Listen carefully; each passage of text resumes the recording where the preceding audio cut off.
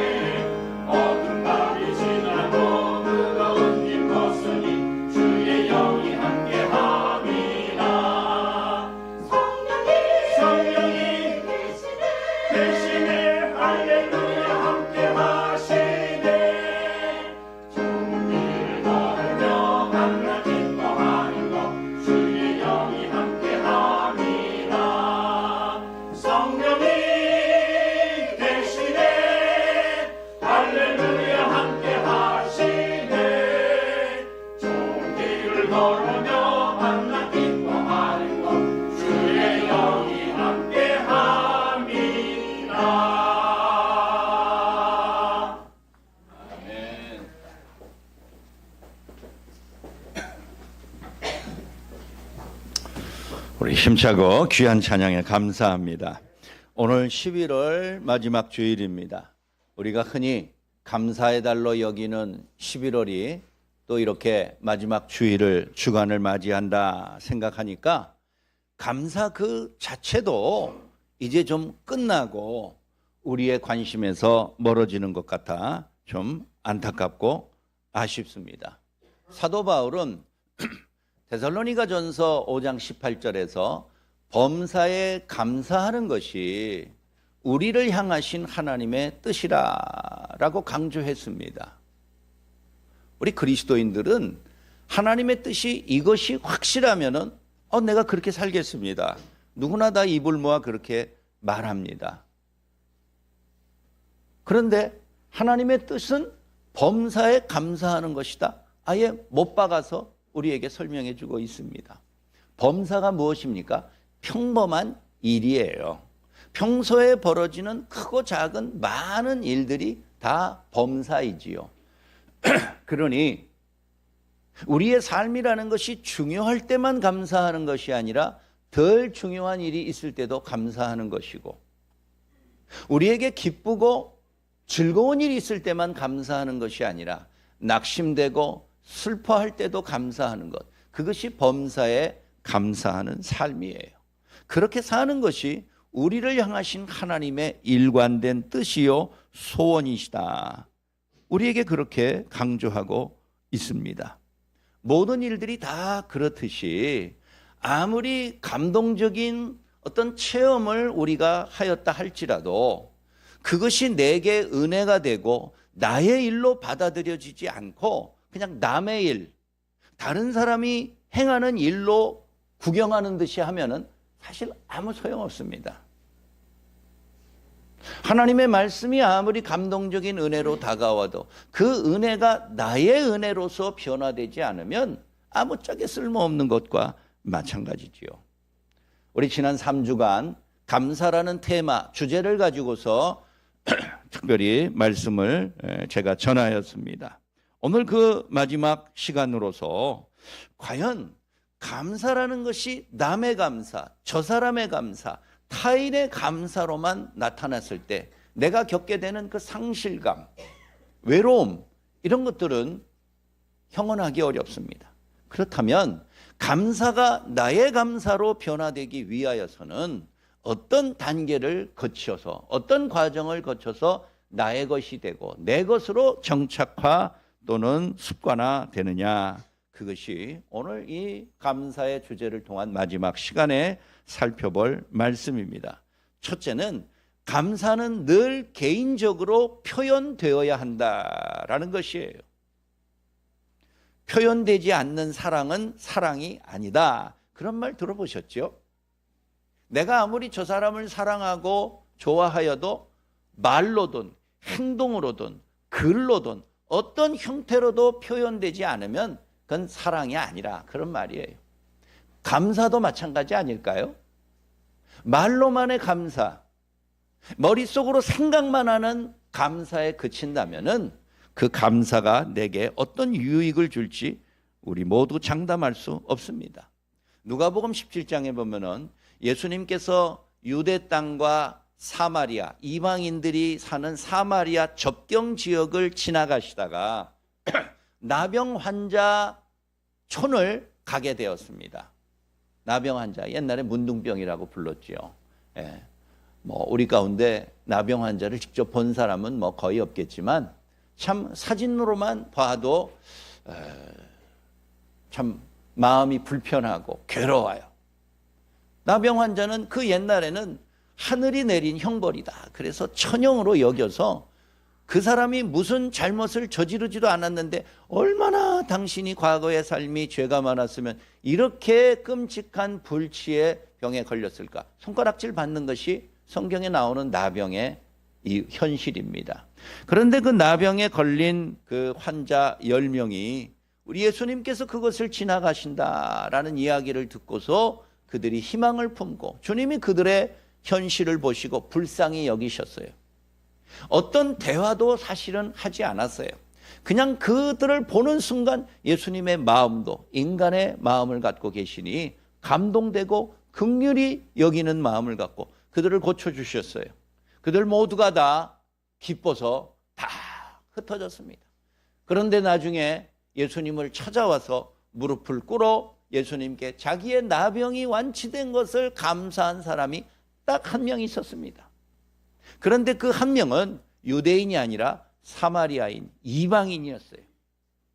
예수님이 누가복음 17장 17절에서 그 한 사람을 보고 말합니다. 탄식을 하셨어요.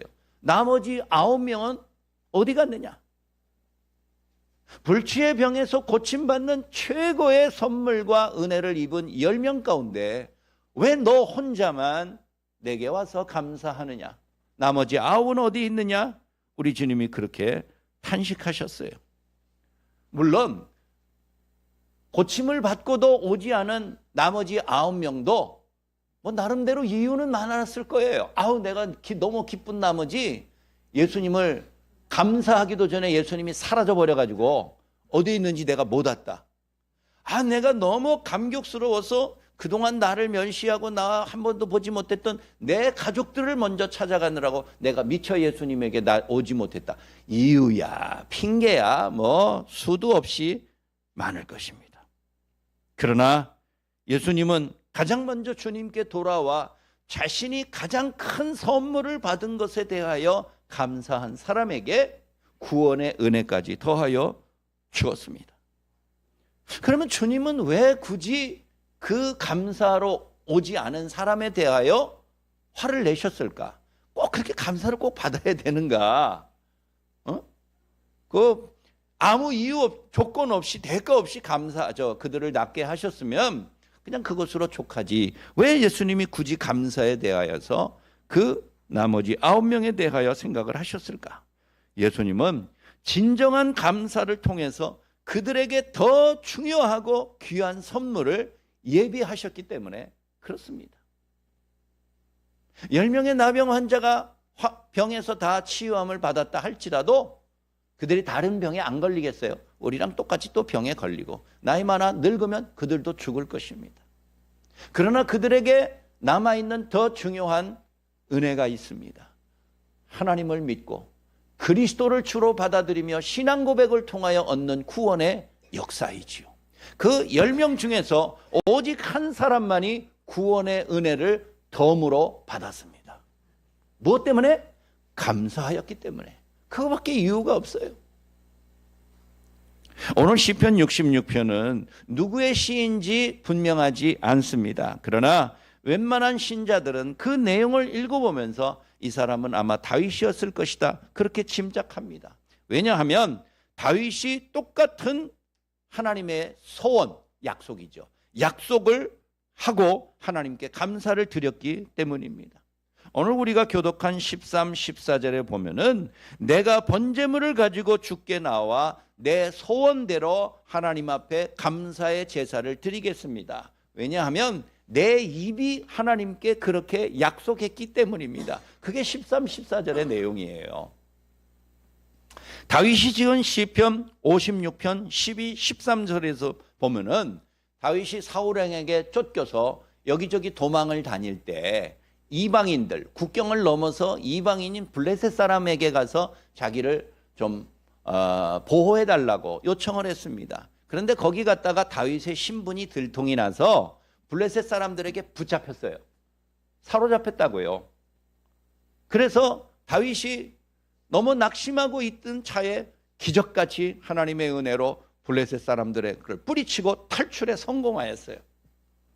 그 탈출에 성공하고 드린 시가 시편 56편이에요. 오늘 우리가 66편을 읽었지만 56편 12, 13절에서 다윗이 이렇게 하나님 앞에 고백합니다. 하나님이여, 내가 주께 서원함이 있사온즉 내가 감사제를 주께 드리리니 주께서 내 생명을 사망에서 건지셨습니다.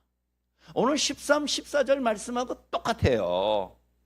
내 생명을 구원하실 때 내가 하나님 앞에 감사의 제사를 드리겠다 서원해요. 서원이라는 것은 아주 특별한 약속을 서원이라고 그럽니다. 13, 14절의 말씀과 다윗의 56편 12, 13절의 말씀이 똑같아요. 다윗과 선조들은 그들의 삶 자체가 위기와 위험의 연속임을 알고 있습니다. 우리도 그렇습니다. 우리도 집 바깥으로 나가는 순간 위기와 위험이 많습니다. 교통사고의 위험, 질병에 감염되는 위험, 이런저런 생각지 못했던 수많은 위기와 직장 생활이든 학교 생활이든 어느 곳에서든지 내가 예상하지 못했던 고난과 낙심과 충격과 놀라는 일들이 어디든지 얼마든지 있어요. 그래서 순간순간이 하나님의 구원과 보호하심의 결과임을 믿었다는 거예요. 그러니 크고 작은 일에, 그리고 중요하든 중요하지 않은 하찮은 일이든 간에 감사의 습관을 들이고 그 감사를 개인적으로 표현하는 것이 내게 은혜요, 내 감사의 복된 신앙생활임을 우리 모두가 깨달아 알아야 되겠습니다. 제가 아는 친구 목사님 중에 평생 감사라는 그 책이 있어요. 예? 기독교 베스트셀러 중에 하나인데 그걸 지은 전광 목사님이라는 분이 저 강원도 철원에 사는데, 내가 지난번 우리 그 야유회 철원에 가기 전에 거기 답사차 갔어요. 그래서 몇 년 만에 그분이 사는 집에, 거기가 이제 고향이에요, 그분이. 그래서 거기서 책을 쓰고 있는 그 농가에 찾아갔어요. 가서 오랜만에 몇 년 만에 만나서 이런저런 이야기를 하면서 감사에 대하여서 이야기를 안 할 수가 없지요. 예. 그분은 지금도 매일같이 20가지의 감사의 일지를 작성해요. 매일같이.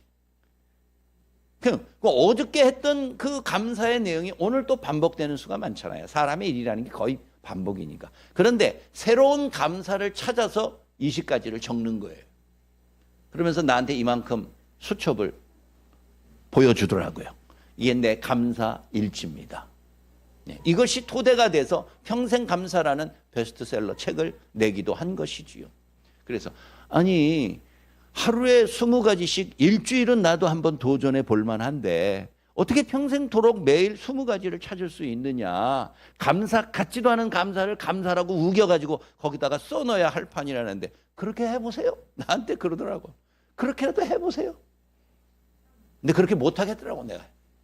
아무리 찾아도 감사를 20가지를 매일같이 새로운 거를 바꾸는 게 어려워요.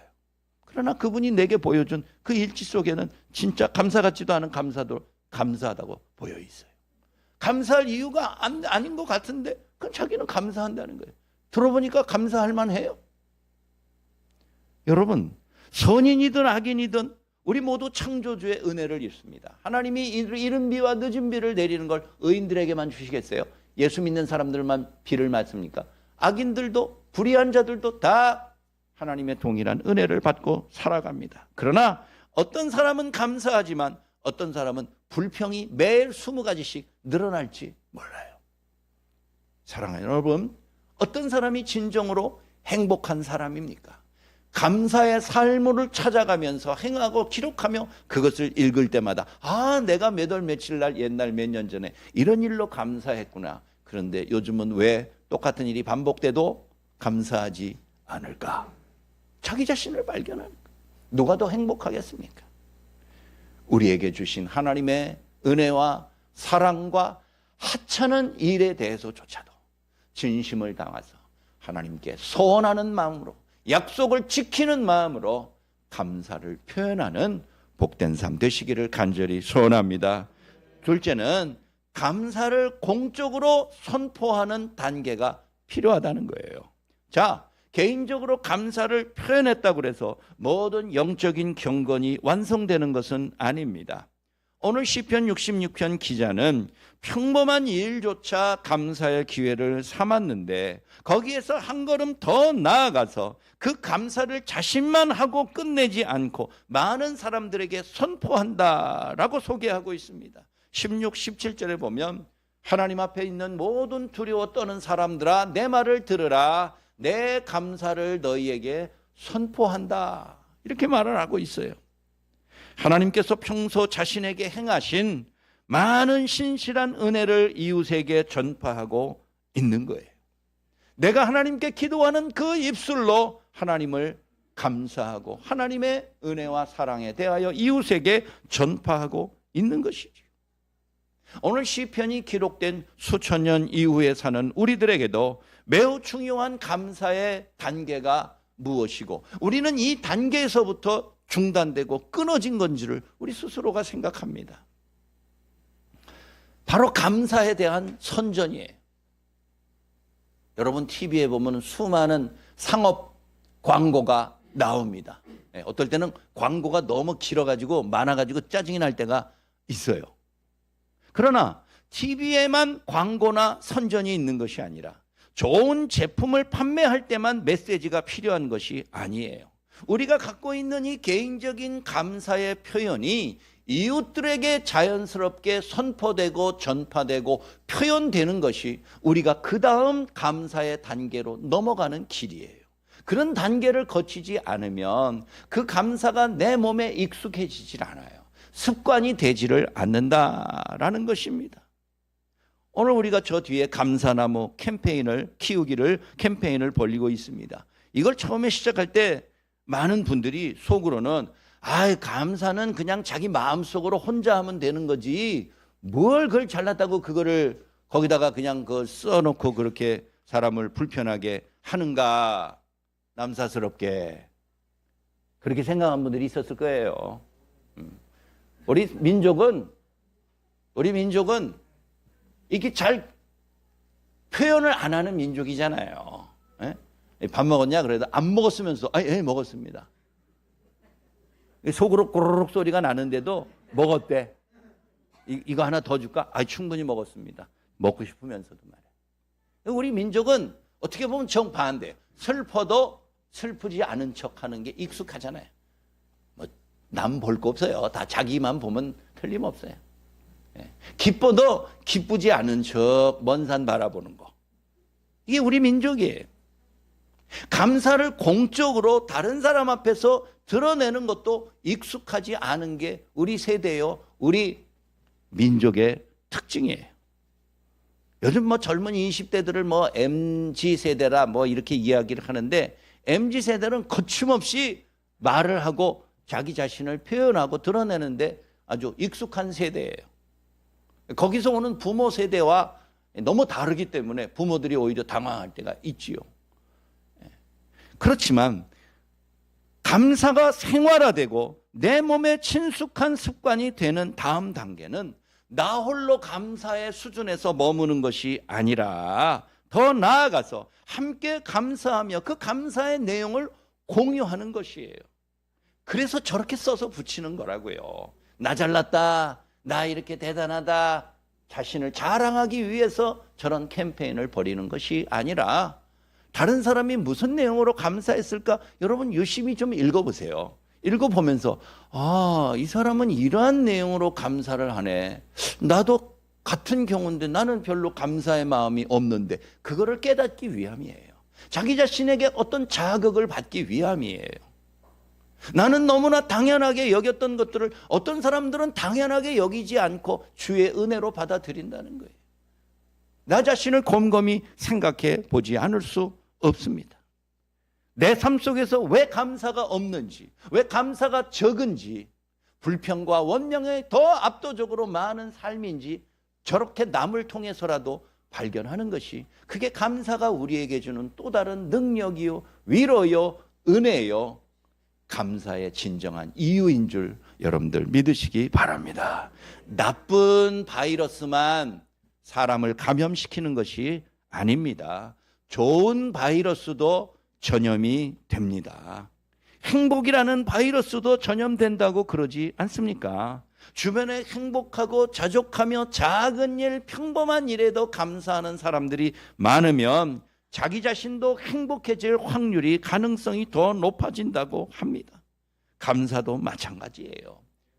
우리 모두가 불평과 원망 입만 열면은 이것저것 불만투성인 사람이 주변에 작은 일에 감사하는 사람들이 많은 모습을 보면은 자기 자신도 어느 순간에 부끄러워지고 하나님의 은혜와 평범한 일에 대해서 감사하는 모습으로 변화되게 되는 것이에요. 때론 나 홀로 조용히 감사해야 될 경우가 있습니다.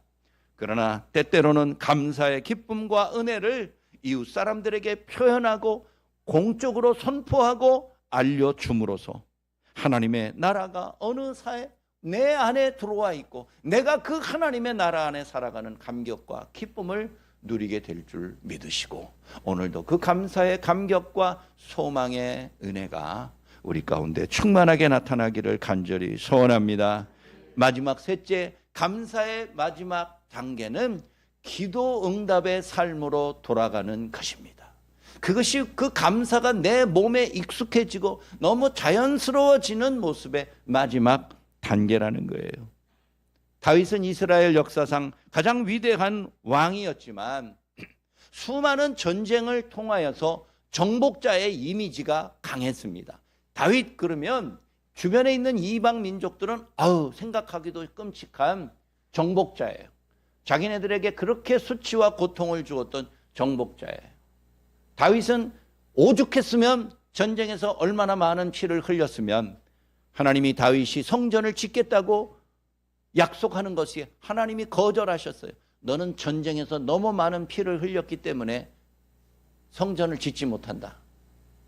하나님이 그렇게 말씀하실 정도였어요.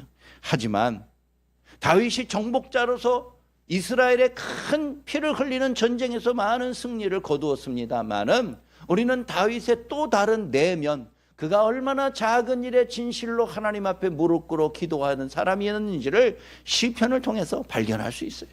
수많은 시편에 다윗이 지은 시들을 보면은 다윗이 즐겁고 잘나고 승리하고 전쟁에서 이겼다고 그래가지고 하나님 앞에 감사의 기도만 드리는 사람이 아니었어요. 자기가 지은 죄악에 대하여서 부끄러워하며 하나님 앞에 자기 홀로 남에게 감히 말할 수 없었던 자기의 슬픔과 죄로 인한 낙심의 문제를 하나님 앞에 절절하게 내어놓고 무릎을 꿇며 눈물을 흘리며 옷을 찢었던 사람이 그게 또한 다윗인 것을 우리 모두가 잘 압니다. 감사의 제사가 공적이고 공개적인 영적인 헌신이라면 기도는 은밀하고 사적인 신앙 고백이라고 할 수 있지 않습니까? 감사가 공적으로 남들에게 표현되는 것이지만 기도는 남에게 표현하는 것이 아니라 자기 홀로 하나님 앞에 무릎 꿇어 회개하는 하나님과의 소통의 창구예요. 감사의 제사가 정해진 규정에 따라서 반드시 드려야만 되는 의식이었다면 기도는 내가 자유롭고 동시에 수시로 하나님과 소통하는 영적인 행위라고 말할 수 있는 것이에요. 오늘 시편 기자는 마지막 절에서 평소 하나님께 드리는 기도에 대해서 하나님은 언제나 귀를 기울이신다, 이렇게 기뻐합니다. 우리가 잘 부르는 복음송 중에서 나의 작은 신음에도 응답하시는 하나님. 우린 마음의 고통과 괴로움을 잘 표현하지 않습니다. 우리 한민족은 특히 그래요. 그렇지만 짧은 신음소리를 냅니다. 끙끙거립니다. 그래도 주변에 있는 사람은 다 알아듣지 못하여도 우리 하나님은 작은 신음에도 외면하지 아니하시고 응답하시는 하나님이다. 우린 그런 하나님을 말로만 찬양하는 것이 아니라 실제의 삶을 통해서 믿고 받아들여야 돼요. 기도야말로 하나님과 그 자녀들이 교통하는 대화의 방식입니다. 다른 사람들이 들을까 의식할 필요가 없으며 어떤 형식과 규정도 없이 나 자신을 꾸밈없이 고백하는 영적인 행위야, 그것이야말로 참된 기도의 삶이에요. 우리가 진정으로 감사하는 삶은 기도를 통해서 하나님과 이처럼 수시로 끊임없이 중단 없이 교통되고 또 소통할 때에 우리의 감사의 삶이 지속될 수 있는 것이에요. 기도하지 아니하고서 어떻게 감사의 삶을 계속 이어나갈 수 있겠습니까? 감사라는 것이 그저 한번 크게 감사의 제사를 드린다고 그래서 평생 저절로 유지되는 무제한 무슨 회원권이나 쿠폰이 아니에요. 한 번 사면은 유효기간도 없이 평생 우리에게 혜택을 주는 것이 그게 감사가 아닙니다. 감사는 우리가 끊임없이 갱신해야 되는 거예요. 날마다 새로워지는 거에 대해요. 어떤 사람처럼 하루에 20개의 감사의 제목을 찾지 않으면 우리의 감사의 생활이 지속되지 못해요. 일주일로 끝나고 11월 한 달로 끝나는 것이 우리의 감사의 모습이에요. 그러면 우리는 다음 주일부터 또다시 입이 이만큼 나와서 불평과 원망과 불만의 세월을 까먹고 있게 되겠지요. 감사하는 생활은 날마다 수시로 자신을 돌아보고 회개의 기도를 드림으로써 하나님이 수시로 내게 베푸시는 사죄의 은총을 깨닫고 하나님의 응답으로 진실로 감사하며 살아가는 우리의 삶이 되는 것이지요. 위대한 기도의 사람 조지 뮬러는 평생 2만 번의 기도 응답을 받았다라는 사람으로 유명합니다. 조지 뮬러는 2만 번 하나님 앞에 기도의 응답을 받았습니다. 그러면 조지 뮬러가 기도 응답을 2만 번 받았으면 기도 응답 받지 못한 것까지 합치면 한 반반이라고 칩시다. 4만 번 기도한 셈이 되겠네요. 그렇습니까? 아닙니다. 조지 뮬러는 자기는 2만 번 기도하여 다 하나님의 응답을 받았다라고 얘기합니다. 어떻게 그런 일이 가능하겠습니까? 내가 어떻게 기도할 때마다 하나님이 응답해 주십니까? 하나님은 응답하십니다. 응답해 주세요. 다만 내가 원하는 방식대로 응답하지는 않습니다. 예수님의 비유 가운데 너희가 하나님에게 생선을 달라고 하는데 뱀을 주며 떡을 달라고 그러는데 돌을 주는 아비가 어디 있느냐. 하나님이 그렇다는 거예요. 우리가 원하는 것은 떡이고 생선이지만 하나님이 우리에게 생선 그대로 주시고 원하는 떡 그대로 주시는 분은 아니라는 거예요. 그러나 중요한 사실이 그 다음 문장의 기도의 말씀에 나오죠. 하나님이 너희에게 더 좋은 것으로 주시지 않겠느냐. 여러분, 우리는 우리가 원하는 것을 하나님에게 받기를 기대하지만 하나님은 우리에게 필요한 것을 주시는 분이에요. 우리는 어떤 때는 필요하지도 않은 것을 너무 지나치게 원해요. 소망해요. 이것 주고 저것 되고 저렇게 되고. 근데 사실 더 지내놓고 보면 별로 필요도 없는 거였어요. 정작 우리가 필요한 것들은 내가 원치 않아요. 내게 불편하다고 그래서 원하지 않을 때가 있어요. 그런데 그런 걸 줘요. 조지 뮬러가 그의 자서전을 읽어보면은 2만 번 기도 응답을 받았다라는 것은 자기가 원하는 방식대로 하나님이 기도 응답을 해주셨다는 뜻이 아니었어요. 자기가 원치 아니하는, 어떨 때는 정반대의 모습으로 하나님이 응답하셨어도 그것도 하나님의 응답으로 받아들이며 나는 살았다. 어찌 보면 조지 뮬러의 생애는 2만 번 감사의 생활이에요. 그는 기도를 드리기에 앞서서 하나님 내게 어떻게 응답하실는지 내가 미리 감사합니다. 그것이 진정한 기도의 모습이지요. 감사와 기도는 바로 그런 것이에요. 어떻게 보면 이 감사야말로 우리가 하나님 앞에 드려야 될 최고의 선물인데 기도의 수단을 통하여서 감사가 유지될 수 있다라고 볼 수 있는 것이지요. 사랑하는 여러분, 감사의 마지막 단계는 화려한 하나님의 선물이나 풍성한 열매일 것이라 기대하지 마세요. 하나님이 내게 이만한 것들을, 내가 생각지 못했던, 상상하지 못했던 더 크고 위대한 것들을 주시고 열매 주신 것에 대해서 감사하는 것이다. 그게 마지막 단계라고 꿈꾸지 마세요. 우리의 신앙생활의 기초인 기도의 삶으로 돌아가는 것이 우리 기도의 마지막 마침표가, 감사의 마침표가 되는 것입니다. 예전에는 많은 하나님의 은혜를 얻기 위하여 기도하였지만 이제는 그런 모든 것들이 대부분 충족되어서 잘 기도하지 않는 우리 자신을 발견하지 않습니까?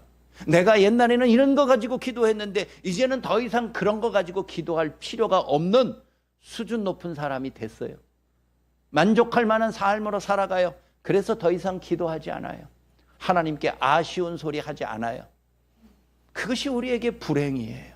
그것이 우리가 하나님 앞에 더 이상 감사하지 않음으로써 하나님의 예비하신 더 좋은 것들을 얻지 못하는 우리의 오만과 착각이 아닐 수 없는 것입니다. 사랑하는 교우 여러분, 누구나 할 수 있는, 그러나 아무나 하지 못하는 기도의 생활로 돌아가서 내가 하나님 앞에 진정으로 드리는 이 감사의 기쁨이 중단되지 않도록 오늘도 다시 한번 무릎 꿇어 주의 뜻을 구하며 주의 응답이 어떠하든 간에 기쁜 마음으로 받아들이고 그 뜻에 따라서 내 자신이 바뀌고 변화되는 복된 삶 되시기를 주의 이름으로 소원합니다. 말씀을 마칩니다. 오늘 11월 마지막 주일에도 우리가 여전히 감사의 기회를 갖거나 생각조차 하지 못했다면 그는 우리는 부끄러운 삶을 살아가고 있는 것입니다. 인간은 누구나 행복하기를 원합니다. 내 행복해지는 것이 모든 사람들의 한결같은 인생의 최후 목표일 것입니다. 그 목표가 달성되어야만이 내가 하나님 앞에 감사하겠다. 이렇게 하나님하고 1대1로 맞짱 뜨듯이 협상하고 밀고 당기는 사람들이 많습니다. 그러나 인간은 행복해져서 감사하는 게 아니에요. 감사해서 행복해지는 사람이 되는 것입니다. 내가 원하는 모든 요구 조건이 충족된 다음에 하나님 앞에 내가 감사하겠다. 행복이라는 목표가 달성돼야만이 내 하나님 앞에 그때 비로소 감사하겠다. 평생 감사 못할 것입니다. 그러나 순간순간의 감사가 내 삶이 얼마나 복된 것인지를 다시 한번 일깨워 주고 있는 것입니다.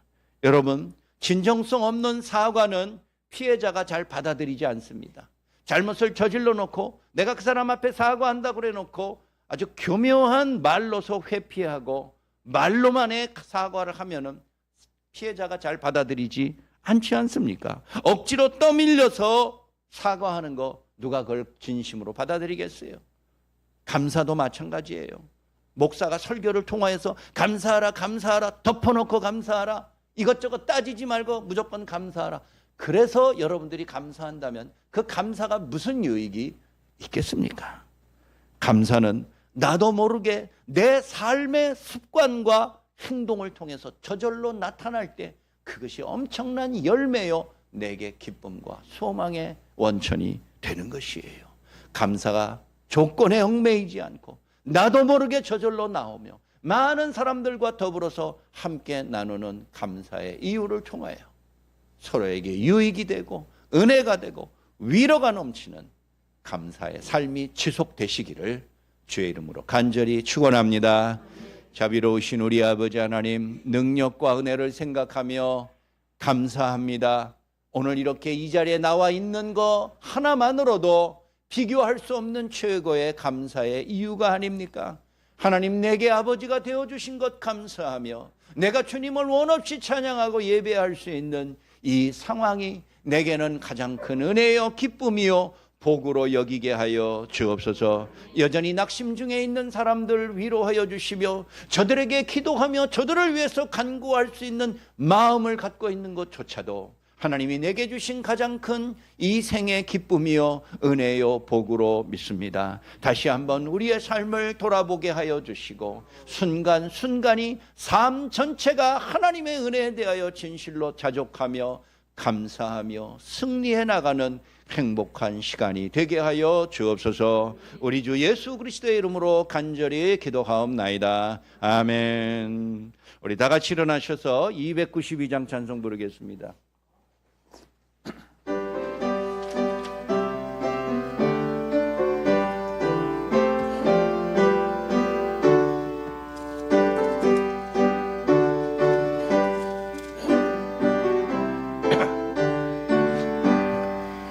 주 없이 살 수가 없네 죄객인의 구주여 그 귀한 보배 피로 나갈 구속하소서 구주의 사랑으로 흘리신 보혈이 내게 소망 나의 위로 내게 영광 됨디다 주 없이 살 수가 없네 나가 혼자 못 서리 희귀먹고 부족하며 시기해도 없도다 내게 주는 나의 생명 또 나의 힘이라 주님을 의지하여 지기개를 거두리 주국 없이 살 수가 없네. 내게 주는 아심다. 내게 영계 깊은 간구 마가금의 소원을 주밖에 나의 마가금 네 알아주리요. 내게 마금 위로하사 평온케 가시네. 주국 없이 살 수가 없네. 세계월이 흐르고 이 깊은 고독 속에 내게 생명 끝나도 사나운 풍랑 이길 때 날 지켜주시리. 내게 곁에 계신 주님 늘 힘이 됩니다. 아멘. 이제는 우리 모든 인간의 절망 속에서 우리를 산 소망으로 이끌어 주신 주 예수 그리스도의 크신 은혜와 하나님 아버지의 말할 수 없는 사랑과 성령님의 위로 교통 충만케 하심이 작은 일에 감사하고 자연스럽게 감사하며 저절로 감사의 삶으로 변화되기를 소망하는 머리 숙인 모든 주의 자녀들 위에 이제부터 영원까지 항상 함께 하실지어다. 아멘.